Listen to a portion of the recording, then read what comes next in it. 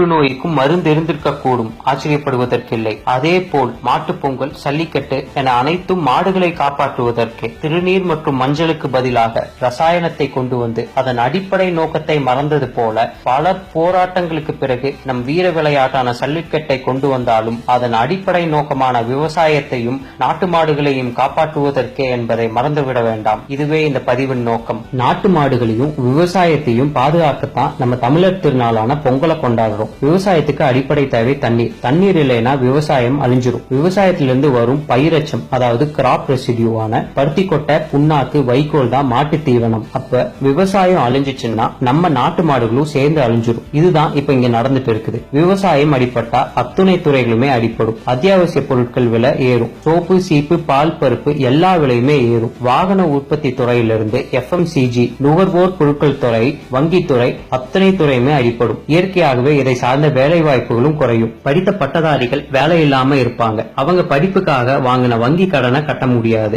சில பேர் இதனால தற்கொலை முயற்சி கூட பண்ணிக்கிறாங்க. வங்கி கடனோட வட்டியை கட்ட வெளியே கடன் வாங்குறாங்க. இதுதான் மைக்ரோ பினான்சியல் கிரைசிஸ், அதாவது நுண் நிதியியல் நெருக்கடியின் ஆரம்பம். இதுதான் இப்ப தமிழ்நாட்டில் நடந்துட்டு இருக்கு. இதுக்கு நான் உங்களுக்கு எடுத்துக்காட்டோட சொன்னா நல்லா புரியும். விவசாயத்துக்கு அடிப்படை தேவை தண்ணீர். 2010-11 நமக்கு நல்ல மழை பெஞ்சது. அதாவது சவுத் வெஸ்ட் மான்சூன் தென்மேற்கு பருவமழையிலிருந்து 383 மில்லிமீட்டர் அளவும், வடகிழக்கு பருவமழையிலிருந்து 605 மில்லிமீட்டரும் அளவும், மொத்தமா 1165 மில்லிமீட்டர் அளவு மழை பெஞ்சது. ஸ்டான்லி ரிசர்வாயர், அத லைஃப் லைன் ஆஃப் காவேரி டெல்டான்னு கூறுவாங்க. அந்த நீர் தேக்கம் அது முழு அளவான 120 அடியை எட்டியது. ஆனா 2012-13 தமிழ்நாட்டுல வறட்சி, பருவமழைகள் தவறின. தென்மேற்கு பருவமழையிலிருந்து 220 மில்லிமீட்டரும், வடகிழக்கு பருவமழையிலிருந்து 350 மில்லிமீட்டருமா, மொத்தமா 700 மில்லிமீட்டர் அளவே பெஞ்சது. இப்ப நம்ம நல்ல மழை பெஞ்ச 2010-11 வருஷத்தையும் வறட்சியா இருந்த 2012-13 வருஷத்தையும் ஒப்பிட்டு பார்ப்போம். அரிசி உற்பத்தியில 101 லட்சம் டன்,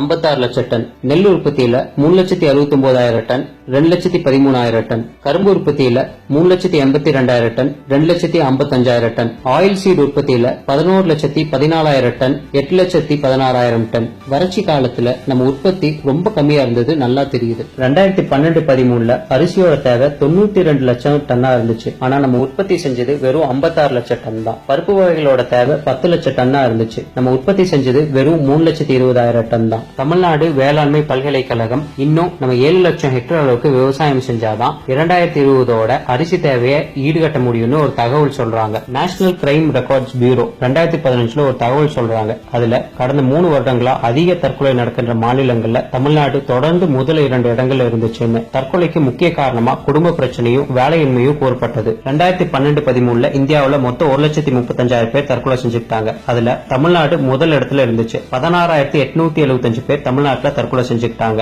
இந்தியாவின் பெரிய நகரங்கள் பட்டியல்ல சென்னை 2,183 தற்கொலைகளுடன் முதல் இடத்துல இருந்துச்சு. இது எல்லாத்துக்கும் அடிப்படை காரணம் தண்ணீர்.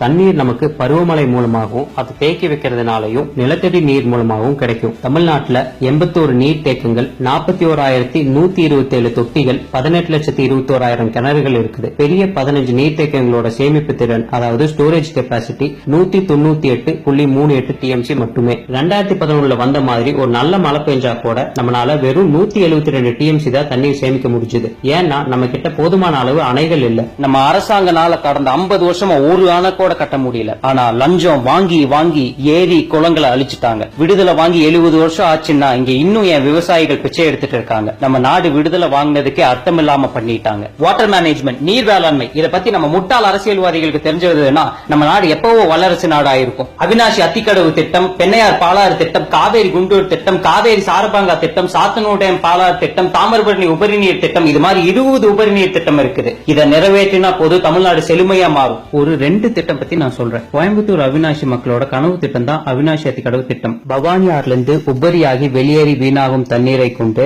அவினாசி மற்றும் கோவையை வளப்படுத்த உருவாக்கப்பட்ட திட்டம் தான் அவினாசி அத்திக்கடவு திட்டம். பவானி ஆறில் வருடத்துக்கு 53 TMC உபரி நீர் வெளியாகிறது. இந்த பகுதியில் உள்ள 85 குளங்களில் 225 குட்டைகளில் நிரப்ப முடியும். இந்த திட்டம் நிறைவேற்றப்பட்டால் 1,30,000 ஏக்கர் விவசாய நிலத்தின் நிலத்தடி நீர் மட்டம் உயரும். 2 TMC உபரி நீரை இந்த குட்டைகளில் வருடத்துக்கு ஒரு முறை நிரப்பினால் 5 5 வருடத்துக்கு குடிநீர் பிரச்சனையே வராது. 50 லட்சம் மக்கள் பயனடைவார்கள். காமராசர் காலத்தில் போடப்பட்ட இத்திட்டம் 60 வருஷம் ஆகியும் நிறைவேற்றப்படாமல் இருக்கிறது. காவேரி கர்நாடகாவுடன் பிரச்சனை, முல்லை பெரியாறு கேரளாவுடன் பிரச்சனை, கிருஷ்ணா மற்றும் பாலாறு ஆந்திராவுடன் பிரச்சனை. ஆனால் தாமிரபரணி நம்மூர்லயே ஆரம்பித்து நம்மூரிலே முடிகிறது. இதில் வருடத்துக்கு 13 டிஎம்சி உபரி நீராக வெளியேறி வீணாகிறது. இதில் 1 டிஎம்சி தண்ணீரை அருகில் உள்ள குளங்களிலும் குட்டைகளிலும் நிரப்பினால் 4 மாவட்டங்களுக்கு குடிநீர் பிரச்சனையே வராது. இதுதான் தாமிரபரணி உபரி நீர் திட்டம். நிலத்தடி நீர். தமிழ்நாட்டோட நிலத்தடி நீரை ஆராய்ச்சி செஞ்சுட்டு சீரியஸ்லி கிரிட்டிக்கல் கண்டிஷன் சொல்லி இருக்கிறாங்க. ஜெயலலிதா அம்மையார் இறக்கிறதுக்கு முன்னாடி மருத்துவர்கள் இதே வார்த்தையை தான் பயன்படுத்தி இருந்தாங்க. இப்ப நீங்க தெரிஞ்சுக்கோங்க நம்ம தமிழ்நாட்டோட நிலத்தடி நீரோட நிலைமையை. தமிழ்நாட்டை 386 பிளாக்குகளா பிரிச்சுக்கிட்டாங்க. 139 பிளாக்குகளை மிகவும் சுரண்டப்பட்டுள்ளதுன்னு சொல்லியிருக்காங்க. 33 பிளாக்குகளை மிகவும் இக்கட்டான நிலையில் உள்ளதுன்னு சொல்லியிருக்காங்க. 77 பிளாக்குகளை மோசமான தரத்தில் உள்ளதுன்னு சொல்லியிருக்காங்க. நிலத்தடி நீர் குறையறதுக்கு இன்னொரு காரணம் சீம கருவேலாஞ்செடி, அதாவது ப்ரோசோபிஸ் ஜூலிஃப்ளோரா. இந்த செடி 10 அடி தான் இருந்தாலும் அதனோட வேர்கள் 300 அடி வரை பாயும். இது நம்ம நிலத்தடி நீரை மட்டும் உறிஞ்சுறது இல்லாம காத்துல இருக்கிற ஈரப்பதத்தையும் சேர்ந்து உறிஞ்சிடும். நான் சொன்ன இந்த 20 உபரி நீர் திட்டங்களுக்கும் நிலத்தடி நீரை உயர்த்துறதுக்கும் சீம கருவேலாஞ்செடியை அழிக்கிறதுக்கும் செலவாக போறது 40,000 கோடி. நம்ம அரசாங்கம் 60 வருஷமா இதை செய்யாம வராங்க. அவங்க சொல்ற காரணம் என்ன தெரியுமா? பணம் இல்லை. ஆனா கடந்த 5 வருஷத்துல இலவசங்களுக்காக மட்டும் நம்ம 62,000 கோடி செலவு பண்ணி இருக்கிறோம். 8 லட்சம் கோடிக்கும் மேல நம்ம பட்ஜெட் போட்டிருக்கிறோம். உண்மை என்ன தெரியுமா? விவசாயிகளை நம்ம அரசாங்கம் ஏழையாகவே வச்சுக்க நினைக்கிறாங்க. அப்பதான் தேர்தல் நேரத்துல சில நூறுகளை வீசி எறிஞ்சு அவங்கள விலைக்கு வாங்க முடியும். இததான் கடந்த 50 வருஷமா இந்த 2 அரசாங்கமுமே பண்ணிட்டு வராங்க. உன் கலாச்சாரம் என்னன்னு கேட்டா விவசாயம் தான் என் கலாச்சாரம்னு சொல்ற நாட்டுல இருந்துட்டு இன்னும் விவசாயிகளோட பிரச்சனையை இங்க தீர்க்க முடியல. இதுக்கு முக்கியமான காரணம் நம்ம அழுக்க அரசியலோ அரசியல்வாதிகளோ. அவங்க விவசாயிகளோ விவசாயத்தோட முக்கியத்துவம் புரிஞ்சவங்களோ இல்ல படித்த பட்டதாரிகளோ கிடையாது. நான் கோவையில இருந்து வரேன். இங்க எங்க எம்எல்ஏக்கு என்ன படிச்சிருக்காங்கன்னு பாருங்க. வால்பாறை 10ஆம் கிளாஸ், கவுண்டம்பாளையம் 5ஆம் கிளாஸ், கிணத்துக்கடவு 8ஆம் கிளாஸ், சிங்காநல்லூர் 7ஆம் கிளாஸ், கோயம்புத்தூர் நார்த் 9ஆம் கிளாஸ், கோயம்புத்தூர் சவுத் 10ஆம் கிளாஸ், சூலூர் 8ஆம் கிளாஸ், மேட்டுப்பாளையம் 12ஆம் கிளாஸ். இவங்களை வச்சு அரசாங்கம் நடத்த முடியாது. வேணா டுட்டோரியல் காலேஜ் நடத்தலாம். அப்ப இதுக்கு என்னதான் தீர்வு? ஒவ்வொரு வருஷமும் தண்ணீர் இல்லாம விவசாயம் அழியும் போது அடிப்படை பிரச்சனைக்கு தீர்வு கொண்டு வராம நிவாரணங்கிற பேர்ல ஏக்கருக்கு 2000-3000 கொடுத்து விவசாயிகளை ஏமாத்திட்டு வராங்க. இங்க தண்ணீர் தான் எல்லா பிரச்சனைக்கும் காரணம். தண்ணீர் பிரச்சனையை போக்க நான் சொன்ன 20 உபரி நீர் திட்டங்களை கொண்டு வரணும். உபரி நீரை வச்சு குளம் குட்டைகளை நிரப்பினாலே தானாகவே நிலத்தடி நீர் உயர்ந்துடும். ஜல்லிக்கட்டை அரசாங்கமே எடுத்து நடத்தணும். இயற்கை உரங்கள் இங்க கிடைக்கிறதே இல்ல. ரசாயன உரங்களை விற்கும் 11,750 கடைகள்ல 63% தனியார் இடம் உள்ளது. இதை மாத்தி 100% அரசாங்கமே எடுத்து நடத்தணும். விவசாயிகளின் 43% விதை தேவையை தான் அரசாங்கம் பூர்த்தி செய்யுது. விவசாயின் தேவைக்கு ஏற்ப விதை கிடைக்க வழி செய்யணும். 5 இயர் சீட் பிளான், அதாவது 5 வருட விதை திட்டம் தயாரிக்கணும். வேளாண் காலநிலைக்கு ஏற்ப காப்பீடு, அதாவது அக்ரோ கிளைமேட்டிக் கண்டிஷன் இன்சூரன்ஸ் இங்க கொண்டு வரணும்.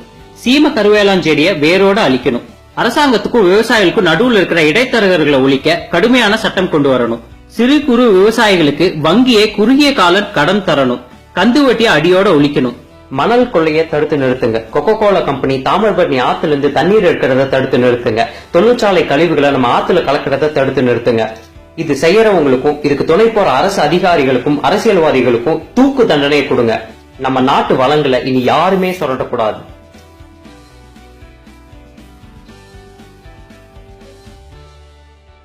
யங்ஸ்டர்ஸ் எல்லாம் இப்போ ஒன்று சேர்ந்துட்டோம். இது ஜல்லிக்கட்டோட நிக்காம இந்த போராட்டத்தை ஆக்கப்பூர்வமா மாத்தலாம்.